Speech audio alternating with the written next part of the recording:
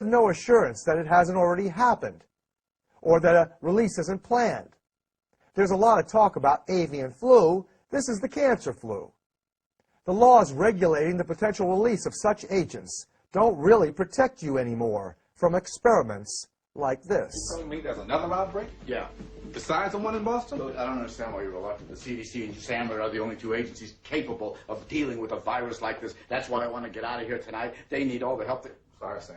Can't do that. Billy, why in God's name would you keep me out of there? It's a civilian matter, Sam. That's bullshit. CDC is on it. Let them do their job. Besides, we don't have a charter. Oh, fuck the charter, Billy. It's not about a charter. People are dying.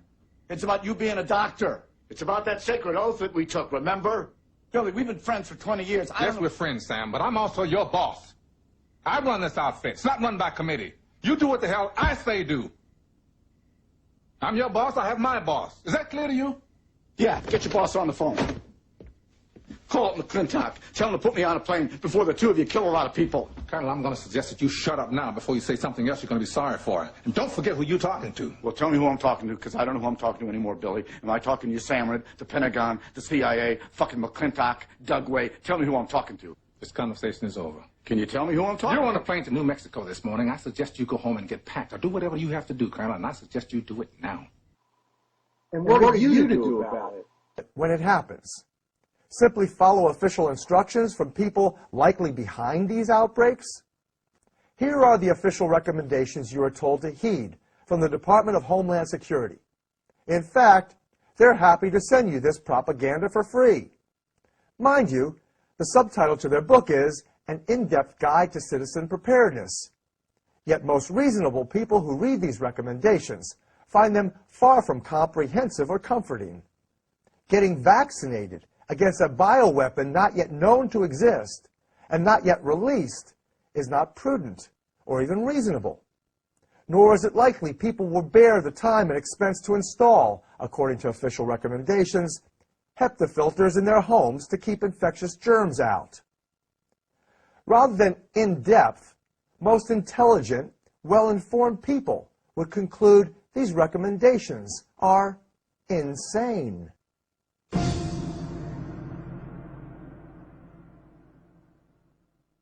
Before the discovery of the smallpox vaccine, smallpox was in fact used as a weapon. One of the best documented examples of this occurred during the French and Indian War. The British had been defeated in their attempt to conquer Fort Carillon on Lake Champlain, so Sir Geoffrey Amherst, commander of the British forces, met with Indians who were sympathetic to the French. Under the pretense of friendship, he deliberately offered them blankets previously used by smallpox victims. The Indians, who lacked immunity to smallpox, suffered a devastating outbreak of the disease. The English were then able to successfully attack the fort, which, by the way, was renamed Fort Ticonderoga. Military forces have also been devastated by endemic smallpox. During the siege of Quebec, George Washington's troops suffered massive losses from smallpox. He subsequently required all new recruits to be inoculated against the virus. I'd like to comment for a few minutes on the Soviet program and their development of smallpox, variola major. They first worked with smallpox and immunized chicken eggs. And since a very small amount of material is produced in the egg, you can imagine the large numbers of eggs that were required to produce 100 metric tons of dried agent. Now, as their program advanced, starting in the early 90s, they were using tissue culture as a means of generating the virus. But 100 metric tons loaded into an ICBM aimed at our major cities is cause for worry. It's incredibly ironic that the great public health triumph of eradicating smallpox in the 1970s and the discontinuation of worldwide vaccination have opened the door for this virus to be once again used as a weapon.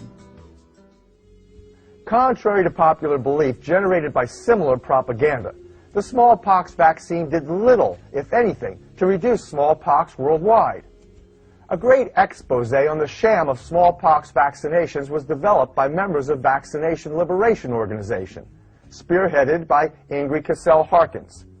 It was called Smallpox Alert and is still available online at www.vaccine.org. vaclib.org, along with many other informative articles. Given their conspiracy to corner the market, the smallpox vaccine was being touted by the same officials and private industry interests that promoted the anthrax vaccine.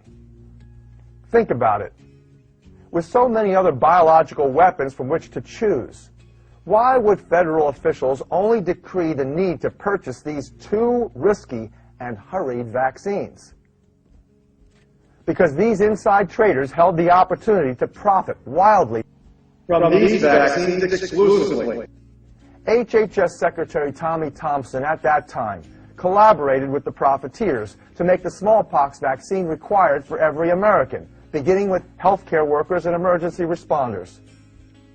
As the Smallpox Alert explained, this vaccine dated back to the 1950s. It had been diluted 5 times. There was no scientific justification that it was or would be effective against any modern form of genetically engineered smallpox. Happily, most scientists, nurses, and medical doctors did not go along with this ruse. The consensus proclaimed that mass smallpox vaccination should not be encouraged. By the way, if you still don't question this as medical madness or murder, just remember, smallpox vaccines are made from cow pus. If you think getting injected with a 60-year-old formula containing cow pus as the active ingredient will protect you from smallpox, perhaps you should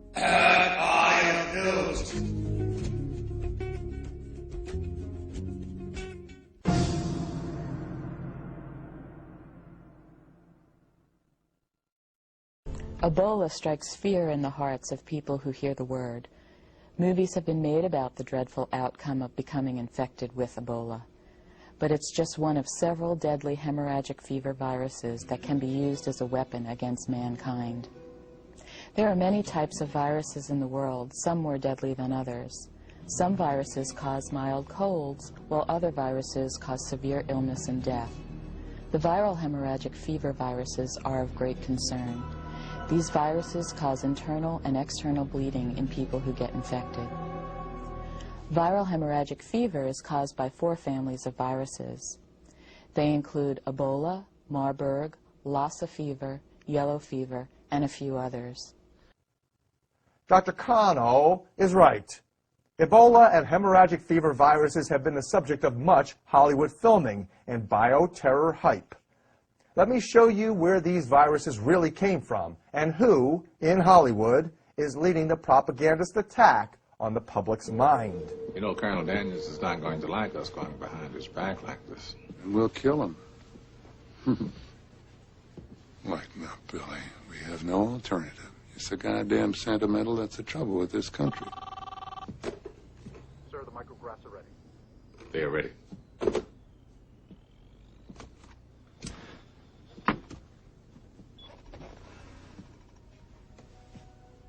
Oh, my God. It's our African friend. He's back. We have to be very careful now, Billy. We wiped out a whole camp to keep this bug secret. Right. Look it up. Shelve it. You know about this. I know about this. Nobody else. Get your friend Daniels off the case. I don't want that nosy little bastard messing up 30 years of our work.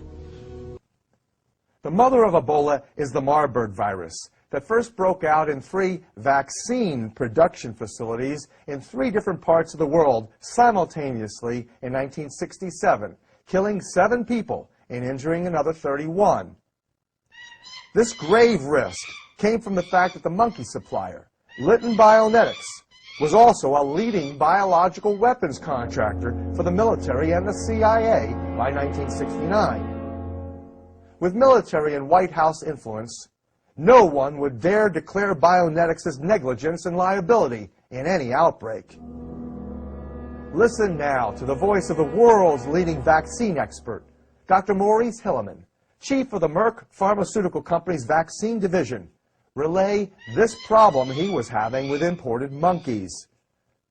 He best explains the origin of AIDS, but what you are about to hear was cut from any public disclosures. And I think that vaccines have to be considered the bargain basement technology for the 20th century.